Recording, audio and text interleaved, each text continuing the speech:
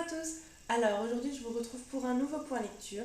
Donc comme d'habitude je vous présenterai 3 livres dans cette vidéo. Alors le premier livre que je vais vous présenter, c'est le premier tome d'une trilogie qui s'appelle Le Dernier Souffle. Donc c'est le tome 1, Le Don, de Fiona McIntosh aux éditions Milady. Alors c'est un livre de fantasy assez classique dans le sens où voilà on a affaire à un monde fantasy médiéval euh, avec des royaumes qui sont plus ou moins en guerre.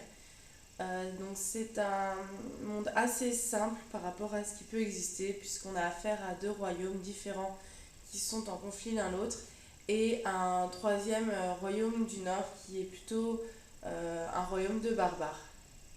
Donc, dans ce monde-là, on suit les aventures de Will Sirsk, qui est le fils du premier général du roi du royaume de Morgravia, qui est un des 2 royaumes, et qui doit prendre la place de son père, puisque son père vient de mourir.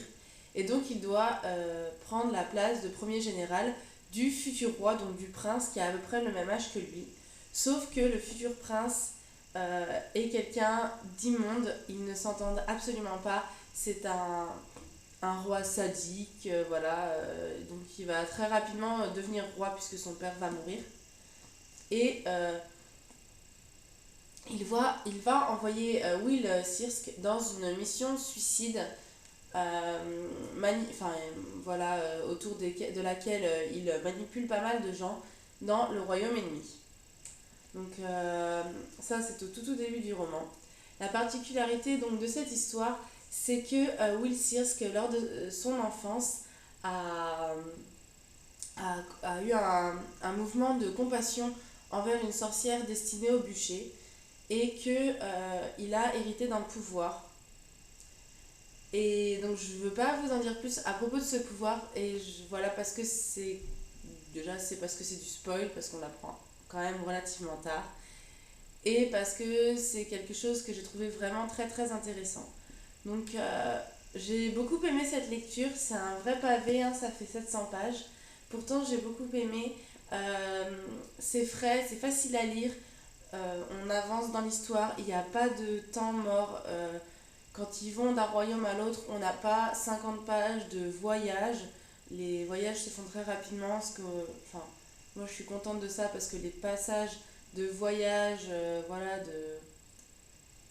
de journée à marcher, etc., j'ai jamais trouvé ça très passionnant dans les récits. Donc là, ça m'arrangeait bien. En plus, donc, comme je l'ai dit, le monde est assez simple.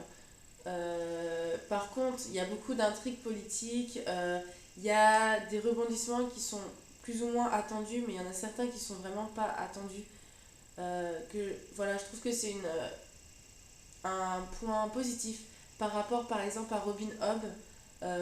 J'ai lu les 5 premiers tomes de l'Assassin Royal et j'ai bien aimé, mais je me suis arrêtée au 5e tome parce que je trouvais que c'était toujours cousu de fil blanc et que voilà, je m'étais désintéressée de cette série.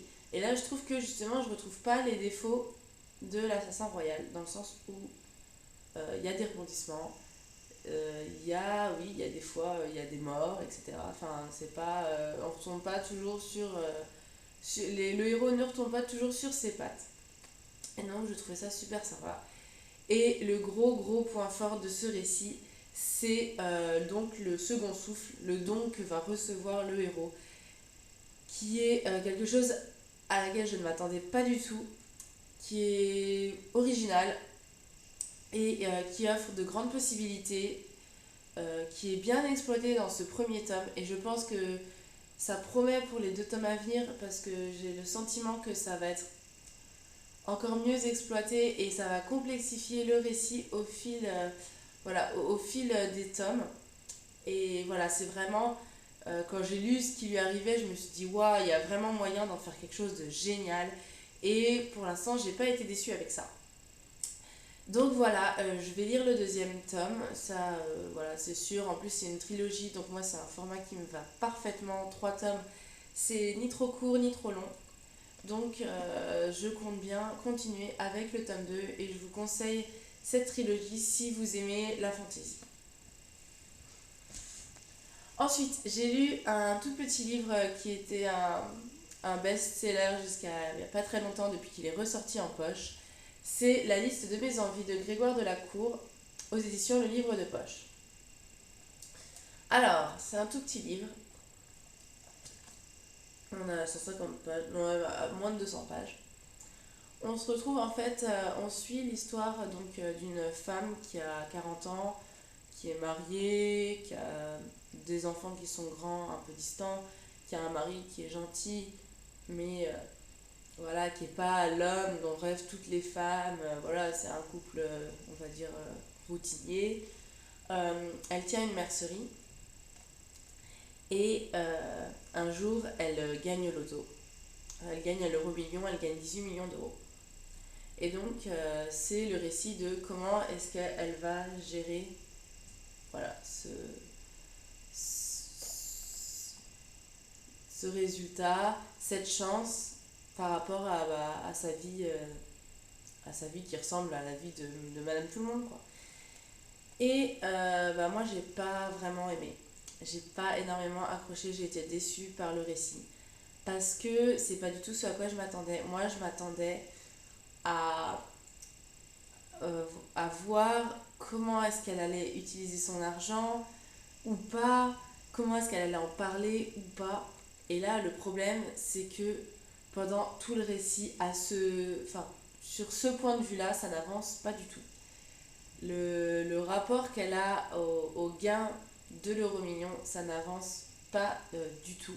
Jusqu'à un rebondissement qui est à peu près aux 2 tiers du livre.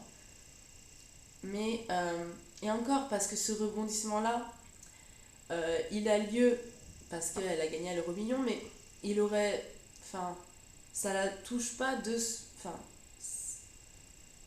voilà, je sais pas comment vous dire ça sans spoiler, mais même sans les gains, l'euro-million, ça aurait rien changé à l'histoire en fait. Et c'est ça qui m'a gênée, c'est qu'au final, on nous décrit la vie voilà, d'une femme qui a 40 ans, qui est un peu déçue par sa vie, qui n'a pas réalisé les rêves dont elle rêvait quand elle était jeune, qui a des enfants qui sont distants, sa mère est morte quand elle était jeune, son père a Alzheimer, enfin n'a plus de mémoire, n'a plus de souvenirs. Donc c'est une vie somme toute assez, voilà, enfin en tout cas c'est présenté comme une vie assez pourrie. Mais d'abord d'un autre côté, on peut pas dire que, à part son père qui vraiment, oui, a une maladie mentale, c'est pas, elle a pas coupé les poings avec ses enfants, elle a un métier, elle a un magasin, enfin, je trouvais que c'était déjà une façon très pessimiste de voir une vie qui aurait pu être présentée comme somme toute sympa. Et puis en plus, ouais, voilà, tout ce qui arrive, tout ce qui lui arrive, j'ai trouvé que on aurait pu faire exactement le même récit avec les mêmes réflexions sans le gain à l'euro-million. Donc, voilà, j'étais déçue par rapport à ça. Je trouvais que ça allait pas. Voilà, sans plus.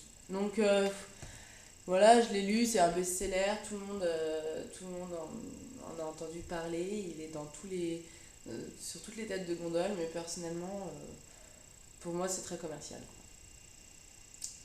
Enfin, je termine avec un livre qui s'appelle Damien Locke de Sean Milan aux éditions Milka. Donc c'est un livre que j'ai acheté aux Imaginales. Donc voilà, il est dédicacé. Voilà. Je viens juste de le finir. Donc l'histoire en fait, on suit Lynn qui a un voisin qui s'appelle Damien Locke et qui est absolument détestable avec elle. Voilà, c'est le voisin taciturne qui dit pas bonjour, qui envoie des répliques cinglantes, très cyniques, etc. Et bon, bah elle a de la répartie aussi, donc voilà, elle le lui rend bien, on va dire. Et en fait, un jour, alors qu'elle rentre chez elle, elle le trouve dans son salon à elle. Et il y a des monstres en fait qui essayent de l'attaquer lui. Mais il ne veut absolument rien lui expliquer de plus, à part lui demander s'il pouvait rester chez elle la nuit, histoire d'être protégé, ce serait cool, voilà. Et donc, bah, elle essaye de savoir un petit peu ce qui se passe, qui il est, puisque c'est une jeune fille qui est, euh, qui est très attirée par la fantasy, Star Wars, Harry Potter, enfin voilà, qui connaît, qui a toutes ces références-là dans le livre. C'est l'urban fantasy quand même, il faut que je le dise. Et donc voilà, je viens de lire, c'est le premier livre édité de cette jeune femme qui était adorable en convention. Les points forts du livre, c'est déjà, moi personnellement, j'ai parfaitement accroché au personnage féminin. Déjà parce qu'on a beaucoup de points en commun dans le sens où on a les mêmes références, qu'elles soient littéraires ou cinématographiques, on a les mêmes références. On a les mêmes passions. Elle fait de la couture, bah, je fais de la couture. Donc, enfin voilà, je me suis bien retrouvée dans ce personnage-là. Euh, les, L'humour, il y a beaucoup d'humour dans ce livre et j'ai beaucoup aimé ça. Puisque les dialogues entre Damien Locke et Lynn sont super drôles. Franchement, c'est vraiment bien rendu. Euh, voilà, il lui pourrit un peu la vie et elle le lui rend bien. Et j'ai trouvé ça vraiment très drôle, très fin, des répliques cinglantes. Voilà, j'ai beaucoup accroché à ça. Les descriptions des mondes, voilà, du monde de fantasy avec les monstres et tout ça, c'est du, ça ressemble à du Terry Pratchett. On en avait parlé justement avec l'auteur et c'est vrai qu'on ressent vraiment ces références-là. Donc Terry Pratchett, en fait, c'est un auteur anglais qui écrit de la fantasy, mais de façon, on va dire, un peu absurde. C'est pas de la parodie en soi, mais voilà, je vous en avais parlé il y a déjà quelques temps, puisque j'avais lu le premier tome des Annales du Disque Monde. Mais là, c'est en plus simple, donc c'est quand même plus accessible que du Terry Pratchett, qui est quand même s'accrocher. Mais voilà, j'ai trouvé ça très drôle. Moi, c'est quelque chose à, voilà, à laquelle j'adhère. Le seul point négatif de ce livre, c'est que au niveau du récit, donc Damien Locke, donc le voisin, ne veut absolument rien apprendre à l'héroïne pour la protéger. Et ça va durer pendant pratiquement tout le roman. Ce qui fait que bah, il lui arrive forcément des péripéties, mais elle en sait jamais plus. Les, voilà, les explications viennent beaucoup trop tard. Et en fait, on est encore plus paumé que l'héroïne parce que il y a un moment où on se dit mais est-ce que c'est normal que je comprenne rien? Est-ce que j'ai pas raté la double page d'explication révélatrice? Parce que là, je suis perdue. Donc voilà, c'est ça que j'ai trouvé un peu... Enfin, c'est ça que j'ai moins aimé dans ce livre-là.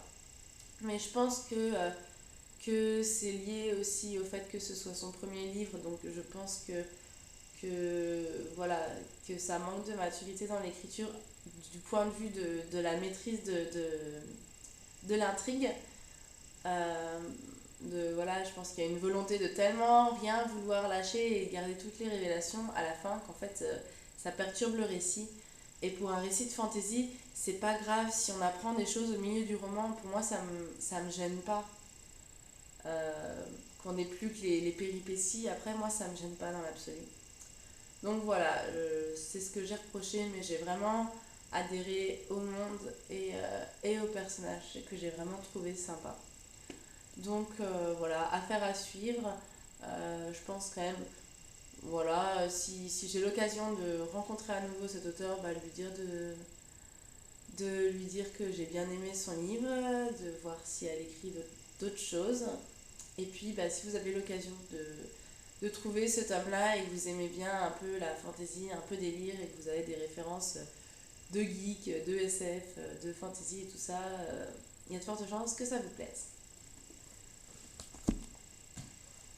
En ce moment, je suis toujours en train de lire L'homme qui rit. Donc oui, je vous l'avais déjà présenté il y a au moins 2 semaines, au moins. Donc je suis toujours dedans, donc je suis à un peu plus de la moitié, j'avance doucement. C'est très difficile, enfin, c'est difficile, c'est complexe comme lecture.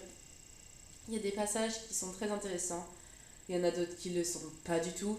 Mais voilà, j'avance petit à petit, j'essaye de lire toujours en parallèle d'autres lectures parce que si je me mets que sur l'homme qui rit, je pense que lors d'un passage moins intéressant que les autres, je vais avoir une overdose.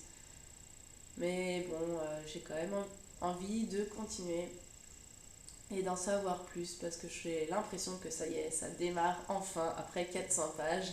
Donc ce serait vraiment dommage de s'arrêter là. Voilà, donc je vous en parlerai. J'espère quand même l'avoir fini pour le prochain point lecture et de ne pas le laisser traîner en longueur pendant des semaines et des semaines. Voilà, donc c'est tout pour moi pour aujourd'hui. Comme d'habitude, n'hésitez pas à me laisser des commentaires sur les livres que je vous ai présentés, si vous les avez lus, s'ils vous donnent envie, etc., s'ils sont dans votre palle. Et puis moi, je vous dis à bientôt. Ciao!